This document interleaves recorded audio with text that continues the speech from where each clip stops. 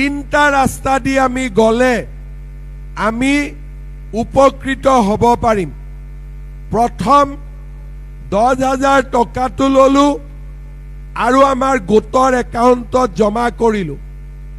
গোটৰ একাউণ্টত 1 লাখ টকা হ'ল। যাক যেনেকে লাগে ব্যৱসায় কৰিবৰ কাৰণে আমি লোন দিলো আৰু আমাৰ গ্ৰুপটো ধুনীয়াকৈ চলি থাকিলে। 2 নম্বৰ, আমি গ্ৰুপত নিদিওঁ, আমি কি কৰিম, নিজে কিবা এটা কৰিবৰ বাবে চেষ্টা কৰিম।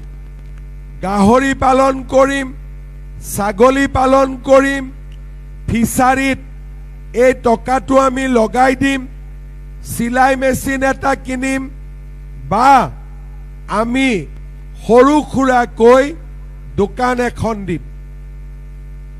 বোলে আমাৰ ভয় লাগে নিজে কৰিবৰ কাৰণে, যদি টকাটো খৰচ হৈ যায় আৰু আমি লাভ কৰিব নোৱাৰো তেতিয়াহ'লে কি হ'ব? 3 নম্বৰ, আমি যদি নিজে কৰিব নোৱাৰো তেন্তে